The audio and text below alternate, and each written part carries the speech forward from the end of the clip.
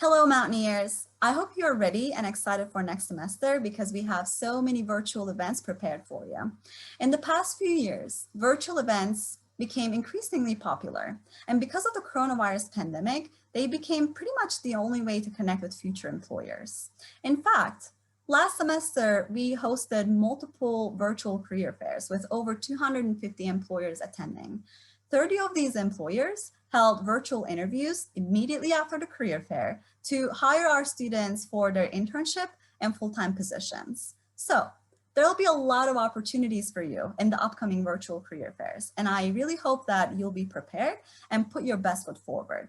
Now, if you're wondering what is a virtual career fair, it's basically an online event held at a specific time to give you students an opportunity to connect with employers. In doing so, you'll be able to sign up for individual or group sessions and even schedule your day around the schedule, like the calendar that you're going to create, and make the most of your time.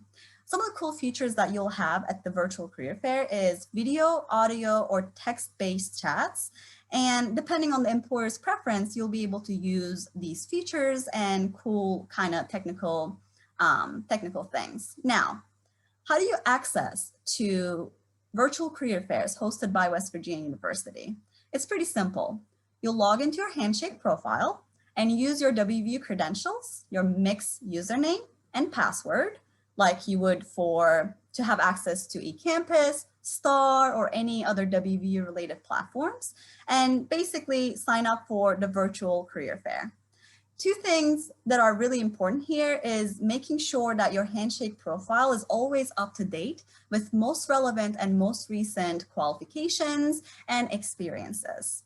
The other thing that you need to pay attention to is that at all times, you need to upload your most updated resume on your Handshake profile, because a lot of employers like to kind of use that resume as a visual aid whenever they're interacting with you.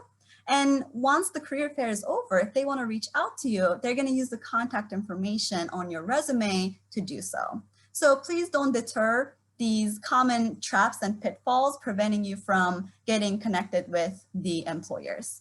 Now, how do you find virtual career fairs using the Handshake platform? It is also pretty simple. Whenever you log into the platform, on the upper left corner, you'll see the events page. Once you click on that, you'll have access to a list of upcoming events, and using the career fair filter, you're going to be able to narrow your search down to upcoming virtual career fairs. Another cool feature that you can use here is once you click on the list of career fairs that you want to attend, you'll also see the employers who will be attending the specific career fair. And if you're interested in a few employers and if you want to get updates and notifications about the said employer, you can actually follow them. And next time, whenever they host an on-campus or virtual event or attend a different career fair, you'll be notified automatically by the Handshake system. So, the expectations. What should you expect from a virtual career fair? I think one of the biggest advantages of a virtual career fair is that unlike the traditional in-person career fairs, there's no waiting in line to talk to employers. Instead, you can sign up for a 10-minute one-on-one session to chat directly with the recruiter about jobs, internships, and other opportunities. But here's the catch. Because the time is so limited, there's not going to be any time for rambling or going off tangents. You have to be very concise and strategic and to the point with everything that you're going to be talking to a potential employer. For that reason, preparing your elevator pitch will be increasingly and incredibly important. And we'll talk about this later in this presentation. The other thing that you need to pay attention to, or the other opportunity with the virtual career fair, is you can attend group sessions hosted by the employers. In these group sessions, you'll have an opportunity to learn more about the organization and ask your questions directly to the recruiters in a group setting along with other students. Make sure you have really good and intelligent questions to set you apart from other students and put your best foot forward.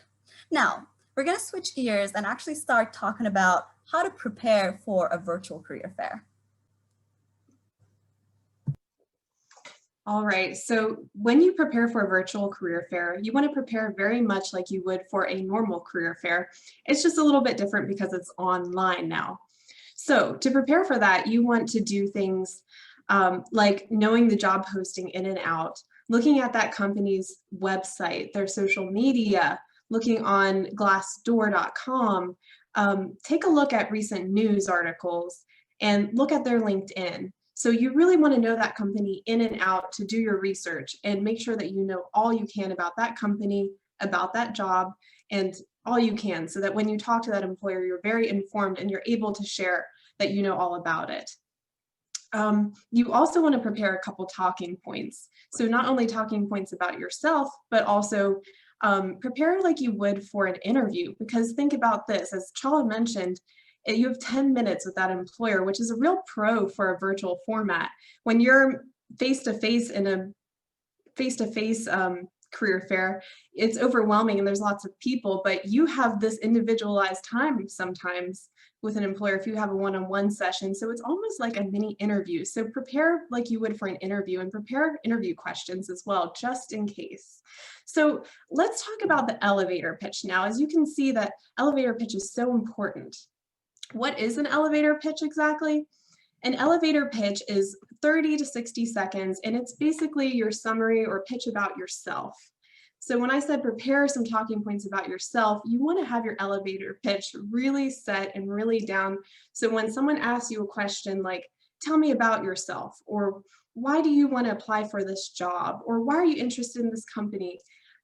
You want to be able to use your elevator pitch to really sell yourself and to talk about your experiences, to introduce yourself. It's really a short summary. When you're face-to-face in a normal career fair setting, that's how you would approach an employer at a table. But for this, you're kind of going to use that to answer those types of questions. Right here, as you can see in front of you, is a pretty good outline of how you can address that and how you can prepare that. I recommend to students that you kind of prepare some bullets so it's not too rehearsed, and you kind of come up with your own elevator pitch and really practice it a lot before the virtual career fair so you're able to say it. And one important note that I really would like to mention is that you should be tailoring this for every company that you're talking to. So in the previous slide, I talked about doing your research about the company and really knowing the ins and outs. This is your opportunity to really demonstrate that research. You don't want to do all that research and then forget about it completely. This is your chance to tailor it. So you can tailor your elevator pitch also. So really tailor your experiences, talk up the experiences that are relevant. This is your chance to really talk about that and to tailor and show them, what you know about your company, about their company and the job, to really line up your experiences and talking points, the job description, your experiences, match those and align those, and show them what you have to offer. So we've done our research, we've signed up for one-on-one sessions and maybe some group sessions. So on the day of the interview, what do you do? Well, first and foremost, we always tell people wake up early, eat a good breakfast, and start with a positive attitude. But that goes for any time you do anything with professional development.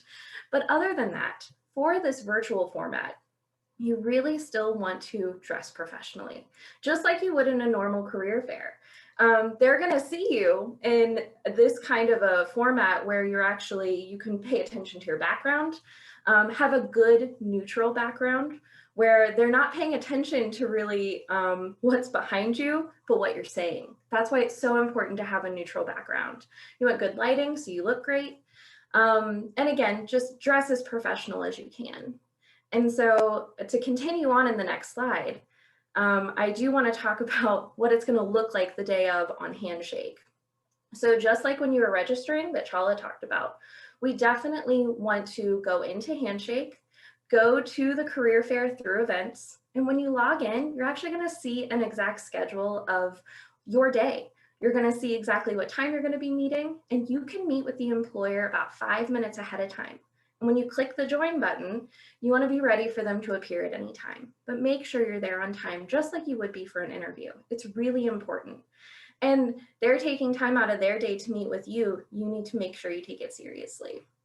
One thing is you want to maintain eye contact. So you want to look at the lens, talk to them just like you would in real person. And a tip on that is actually if you put a picture or something behind your camera as a focal point, especially if you're nervous, it does help you kind of continue to focus on that, and they'll just think that you're looking at them, and it works perfectly. The other thing to remember is these sessions are the opportunity for you to talk to the employer. And because of that, you do, as Jess was talking about, really, really focus on the questions based on the research that you've done. So types of questions that you can ask. You can ask about the actual position that you found doing your research. You can ask about the company. You can even ask the recruiter, why do they like the company? They love to talk about that. And you can learn a lot from those types of questions. You can ask about company culture. One of the most important things you want to ask about is really, how do I stay in contact with you afterwards? Without being able to get a business card, it's important to make sure you follow directions, whatever they say, whether they give you an email or not, write it down, that's okay. And then kind of prepare to be wonderful afterwards. And Danica's going to talk about that next. So what do we do after the career fair? So after the career fair, you get to sit back and relax, right? No, actually, after the career fair is when you can lay the really great foundation that's going to help you land your dream job or career.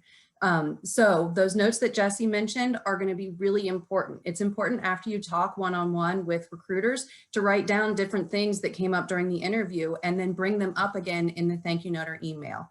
They meet lots of people throughout the day, and this is a great way to make sure that you stand out in their mind after you've met them. Other things to remember are to reach out to them and connect on LinkedIn, as well as follow the directions they gave you for applying to the job. Sometimes they have very specific steps that they need you to go through, and that's a really good test to show that you're listening and you're paying attention and that you would be a good employee. Next slide, please. So all of our resources are available to you 24/7 on careerservices.wvu.edu. We have events scheduled every semester to help you prepare for the career fair. You can actually sign up for those in Handshake, as well as make an appointment with your career development specialist. And any resources you need are available to you on our website. Let's go, Mountaineers.